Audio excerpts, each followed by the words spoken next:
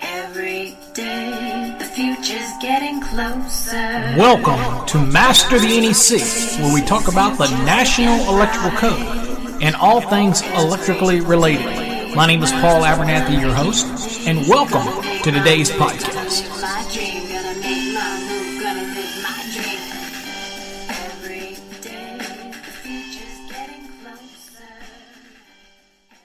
Well, hello, everybody. Welcome to another episode of Master the NEC, where we talk about the National Electrical Code and all things electrically related. My name is Paul Abernathy, your host as always, and welcome to the podcast.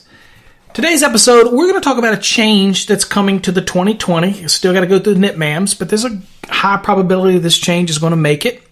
And it's going to affect a lot of people all over the country.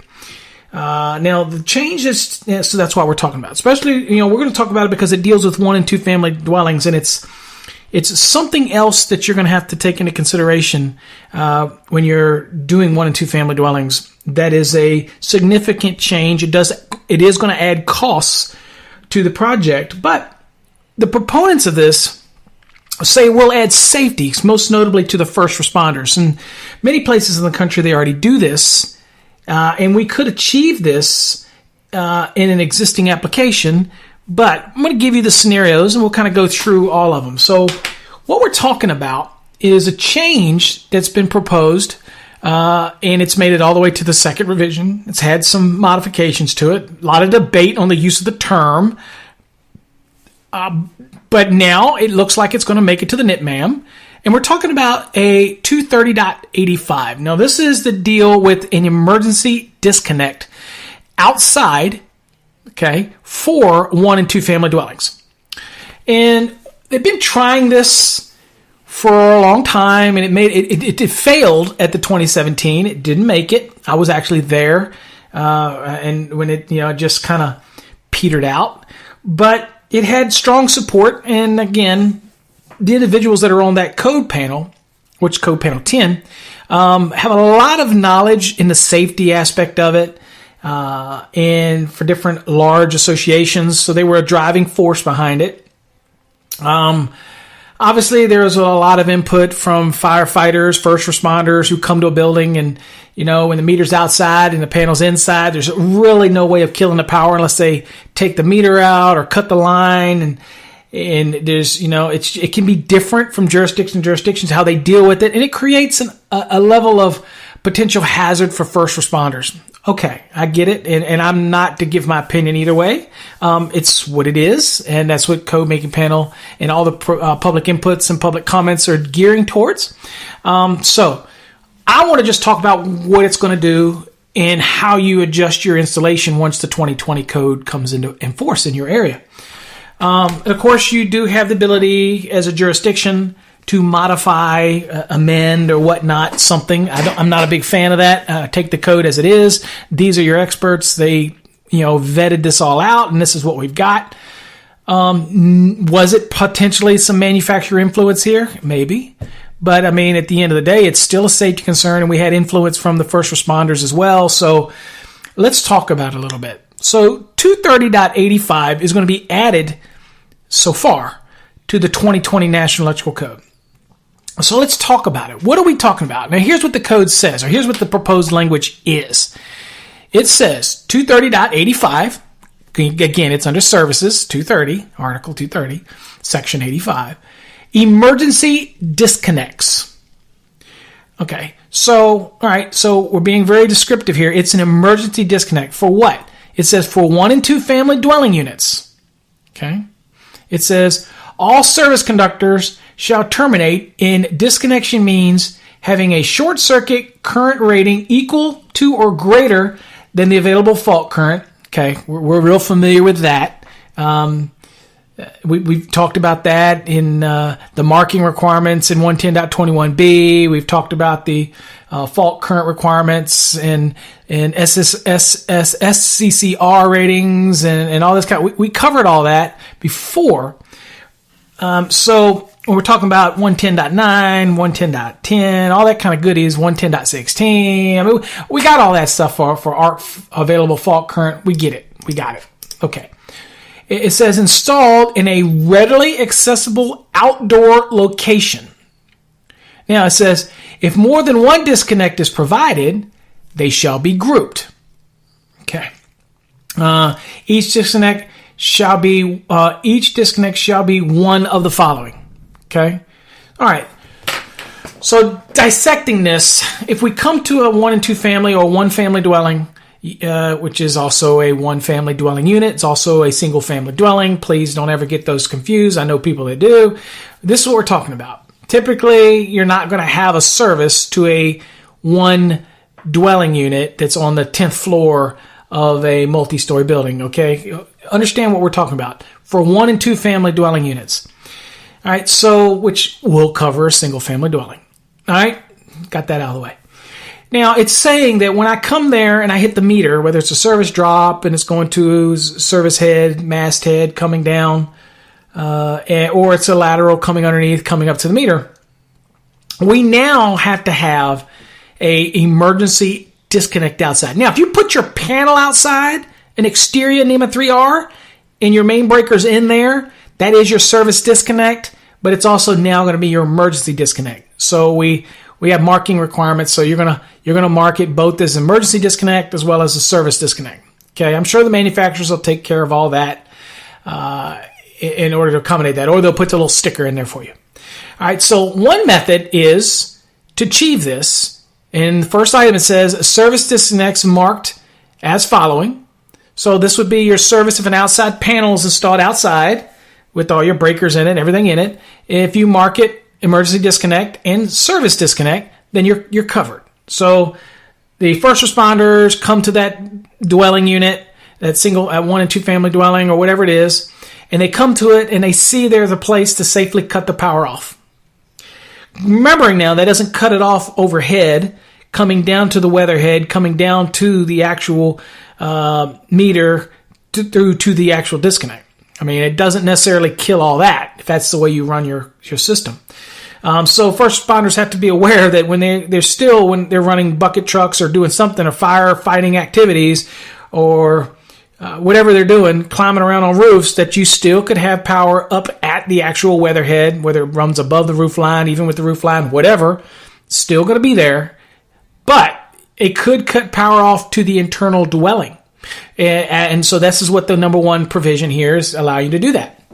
The next one, it says, we're going to allow a meter disconnect that's installed per 230.82 item 3. And of course, meter disconnects are pretty common. We didn't really do those on 1 and 2 family dwellings. They were more commercial oriented.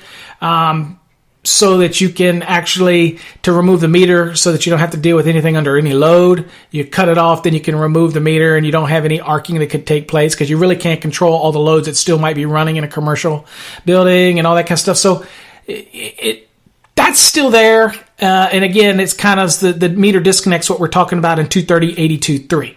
Okay, so that's permissible to do that. Although at this point, I still have to mark it emergency disconnect, but I also have to keep the same marking language that I had in 230.82.3, and that was also, it has to be, say, meter disconnect. It's not service equipment. And understand that makes a big difference, because if that's just a meter disconnect, then, again, that's not your service disconnect, and you're not going to run that, and you're not going to usually put your main bonding jumper there and then separate it into 4 conductors. You're just passing through a meter disconnect.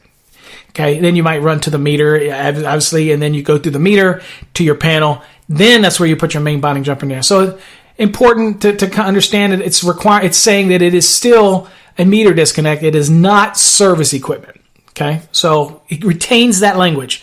All you're adding here is, if you want to do it now, you add that meter disconnect. It's got to meet all the requirements for the SCCR ratings and the available fault current and all that goodies that it had to meet before for a meter disconnect. But now you're just seeing that you can use those for 1 and 2 family dwellings as well now. And you got to add that extra language. Item number 3 says other listed disconnect switches or circuit breakers on the supply side of each service disconnect that are suitable for use as service equipment and marked as following: emergency disconnect, not service equipment. Okay, so there is the potential for other listed disconnect switches and circuit breakers that could be on the supply side of the service disconnect, kind of like that meter disconnect. But for whatever reason they're there, that they don't constitute the actual service equipment, but it does constitute emergency disconnect. You just have to keep the same kind of thing going. You have to say, look, this is not service equipment. Okay, it's just emergency disconnect. It's kind of like a meter disconnect, but in this case, it's emergency disconnect. So you see, you have three options here. How does this impact me as an electrical contractor? So in my mind, I have to now install some type of disconnect on the exterior of the building. Whereas in the past, I come down to a meter and I pop straight through the meter into the back of the panel and I'm done. Okay. Now I'm going to have to install some type of emergency disconnect on the outside of 1 and 2 family dwellings. So think about how you do that, how you're compelled to do that, and that's what's coming in the 2020 code. So again, it didn't make it in the 2017, although it was proposed. It did make it in the 2020, or at least it's coming. If you want to go look this up, it is second revision number 7924, and that's dealing with section 85 of Article 230. If you're really that kind of person that likes to go dig into it and read it and look at the public comments on it are public comment 1542, and all that's available. That's the beautiful thing about having an NFPA account. You're free. You go in, you look at stuff. It gives you access to everything. Beautiful thing. And you can see what was done previously and why they did certain things. So you can go look at it. Now, this one was voted by 12 of the members, and all 12 of them are affirmed. So that's what we've got moving forward. So, again, it was pretty strong. Everybody that seemed to put comments to it were only arguing about the language, whether or not to use emergency disconnect or call it first responder disconnect. And back and forth, and NFPA kind of, or the code panel, I should say, code panel 10 kind of rejected most all of those, and they left it emergency. Some people said, you know what, it's going to confuse people with Article 700. And so they disagreed and said, nope, it's not going to. It's an emergency disconnect because it's for the first responder, but it doesn't reference first responder in here anyway. So just remember that. That's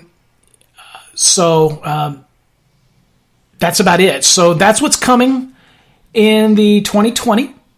And it is going to add a cost to adding this service disconnect, either putting your panel outside and switching to a NEMA 3R and putting the labeling. Or if you put the service disconnect outside and then it's now feeders going in, which you were permitted to do anyway before, then you just need to do this extra marking, call it service disconnect as well, but then also now emergency disconnect. That's fine if you want to do that as well. A meter disconnect, which doesn't change the service point at all. That's just a meter disconnect, and you have to mark it and make sure you remind people that it is a meter disconnect. It's still not a service equipment, and now it is an emergency disconnect. And of course, again, recapping number 3, I could have other listed disconnect switches or circuit breakers on the supply side of each of those service disconnection means, as long as those listed disconnect switches or circuit breakers are suitable for use as service equipment and marked as following. In other words, it has to have on there emergency disconnect, and it also says not service equipment. Still has to be suitable for use as service equipment, okay? But it has to have the marking emergency disconnect, not service equipment, okay? So there you go. For 2020, you're going to have this emergency disconnect on 1 and 2 family dwelling units outside of the actual dwelling, okay? And it's under 230, so we're talking about services. Okay, we're not talking about the feeders that are going to individual dwelling units and all that kind of goody stuff. You get me where we're at here. Okay, the 1 and 2 family dwellings like you and me deal in, live in, that type of application. That's where it's going to be addressed. So this is a 1 and 2 family dwelling unit rule. We already permitted to have meter disconnects, for example, in commercial applications, and that's all covered in 230.82 item 3. So that's done often. Okay, but again, that's a meter disconnect, and it's still not service equipment. Okay, this is a 1 and 2 family rule because the argument was first responders get there and they are going to work on potentially live circuits inside of the building, and they get to cut it off right there at a convenient location. Some parts of the country, this is not a big deal. They've been putting panels outside. All they got to do is change the labeling on it now. In other parts of the country, it's new, and it's going to require the purchase of an additional disconnection means or the consideration of where you put the service panel, whether it's in outdoors or indoors. I'm not a big fan of putting my panel outdoors, but I have no problem with putting a service disconnect outdoors and putting a panel indoors, a remote distribution panel indoors. I don't have any problem with that. So if this is an element that really was vetted out, that it was really a safety concern, and it was really not just a manufacturer driven to sell more disconnects, but if it was actually something that the first responders were behind, NFPA was behind, and everybody was behind, then okay, I'm all good for that. I'll let you decide that. But I just wanted to bring you the change. So folks, there you go, 2020. It's what's coming. It's down the pike. Till next time, stay safe. God bless. Every day, the future's getting closer. Every day, the future's looking bright.